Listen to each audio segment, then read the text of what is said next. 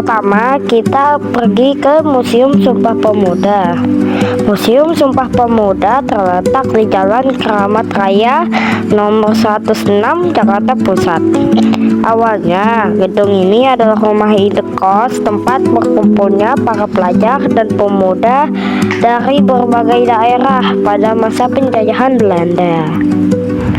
Di gedung inilah pada tanggal 27 sampai 28 Oktober 1928 berlangsung Kongres Pemuda II yang melahirkan Sumpah Pemuda, berisi ikrar tentang satu tanah air, satu bangsa dan satu bahasa, yaitu Indonesia.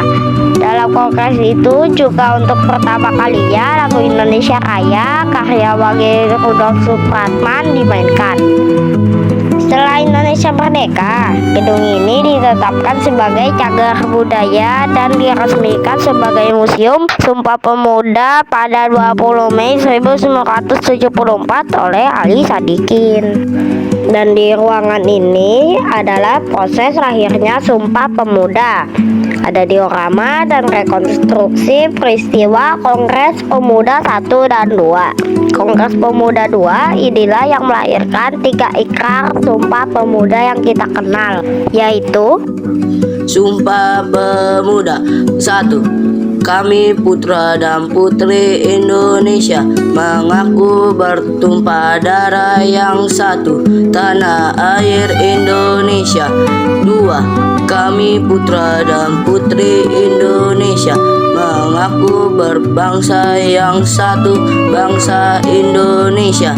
3. Kami putra dan putri Indonesia menjunjung bahasa persatuan, bahasa Indonesia.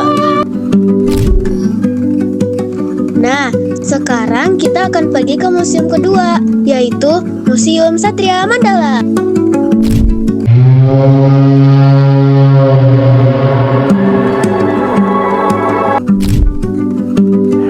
museum kedua yang kita datangi adalah Museum Satria Mandala. Sebelum kita masuk ke Museum Satria Mandala, ayo kita dengarkan arahan dan fakta menarik dari kakaknya. Ini rumah ini dijadikan Museum Satria Mandala. Satria Mandala diambil dari bahasa Sanskerta. Satria artinya pahlawan, Mandala adalah tempat. Jadi cerita tempat para pahlawan.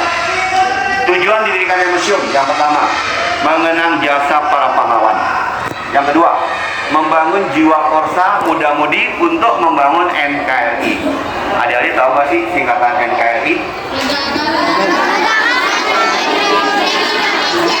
Betul, Negara Kesatuan Republik Indonesia. Jadi tugas kalian ini adalah membangun ya, agar Indonesia maju, jangan sampai terjadi peperangan dan lain-lain. Lanjut.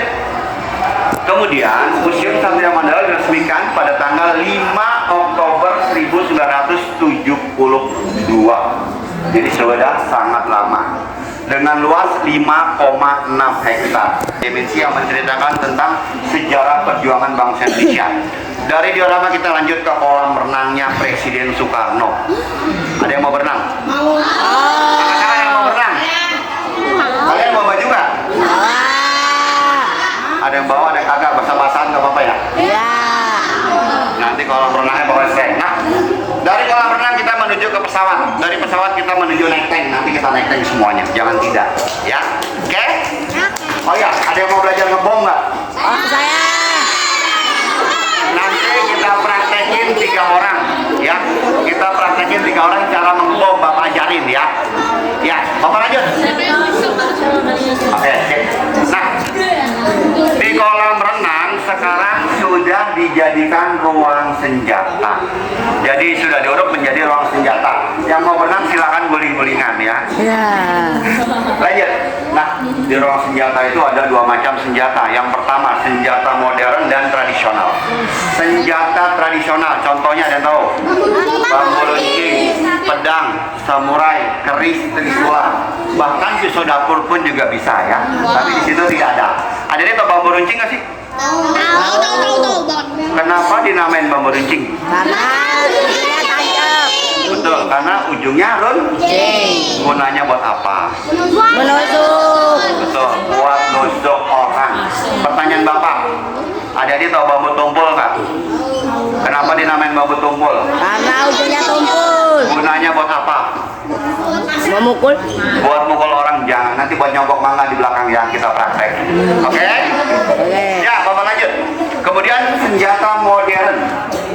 Ya, yang pertama bom, meriam, pistol, Ya, nih. senjata AK-47, senjata M4, senjata SG2.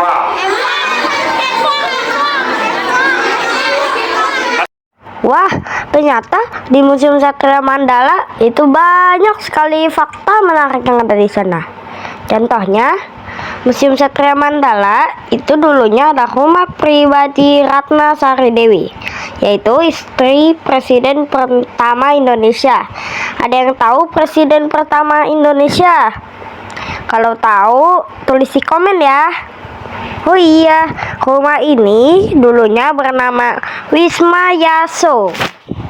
Nah, setelah Soekarno wafat pada tahun 1970, bangunan ini kemudian dialih fungsikan oleh pemerintah menjadi museum yang menyimpan sejarah panjang Tentara Nasional Indonesia yang disingkat menjadi TNI.